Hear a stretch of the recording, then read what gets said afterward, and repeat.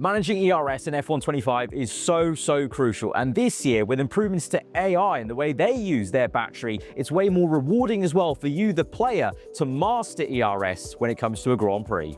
Alright, so we're using the SF1000 rim with a T598 base from Thrustmaster, and you can see here in the game it's mimicking the wheel, which that alone is so cool. But you'll see on the dash we've got a yellow bar, which is the battery we have stored, and that will drain as we go on through a race. You can see overtake there is not fully colored in. When we click overtake mode, that will be activated and that will drain the battery at a faster rate as we go through a race, just as we would in real life. Through braking, through the turbo, we'll gain back energy and that yellow bar will start to fill up again at a slower rate than we drained it. So it's very important to know when to use battery because it's going to take you longer to get it all back. So we're hopping into a race on F125. We're going to get going to 5 red lights, but already pay attention to the bottom there, battery at 100%. As we go to 5 red lights, once we get the traction going, we're going to click overtake mode. You're going to see it flash up in full yellow, and you can see the battery is draining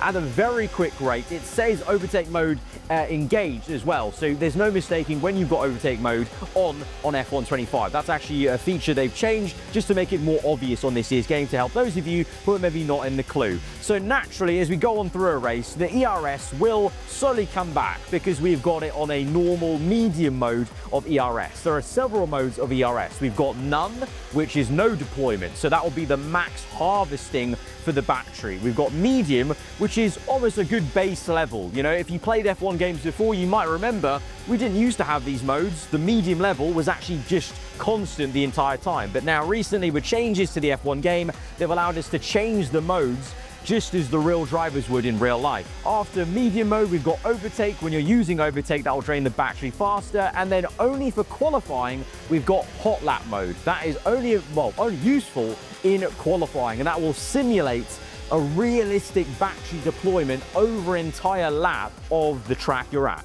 So on lap 1 of a race, on the run down to the first few corners, you're going to want to use overtake mode to try and get that extra edge over your fellow drivers, whether it be AI or players. But then after that, you want to be very sparing with the battery. In the middle of the corners, keep it on medium, I would say. And if you're losing battery, if you're, let's say lower than 50%, you might want to go down to none on purpose into corner entries to harvest as much, then going back to medium on the exit just like that. On the exit of corners, it's useful to click overtake mode just for a few seconds most of the time to try and get a bit of a booster. Obviously, as I said before, with the AI improvements, hopefully it'll be more rewarding to manage this battery through a race scenario. So let's try and catch our fellow teammate in the other Ferrari, Leclerc, and try and overtake him at some point. So at this point, we're on medium, we're just tucked up behind. We're going to use a bit of overtake mode to try and close up in the last sector. Obviously, we're coming up to the main straight here at Imola, so we're using a lot of battery to close up. Then we stop using it. We're actually going to go down to none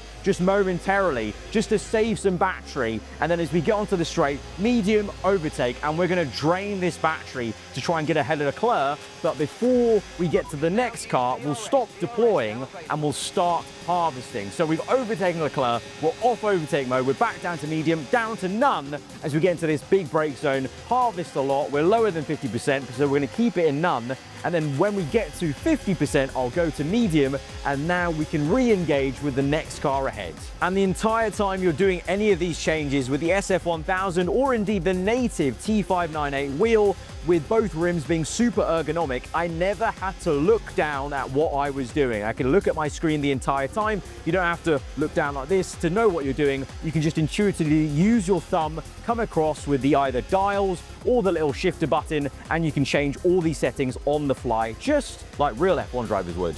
And as you may have noticed, we're on Imola today, and this is actually one of the 5 new LiDAR scan tracks in F125. So going into more detail of what that means, it means things like the curbs, the width of the circuit now is the most accurate it's been. In previous F1 games, that may have not been the case. It also affects the general atmosphere and vibes around the circuit, grandstands, think foliage, trees, specific trees that are there in Imola in real life are now simulated in the game. And take it from me, if you go around Suzuka, one of the other LiDAR circuits, the cherry blossoms are beautiful in Sector 1. So if you master ERS, you'll set yourself up for the best racing experience versus AI or even players when you go online. And if you want to check out this T598 or the rims or the entire Thrustmaster ecosystem, check the link down below in the description.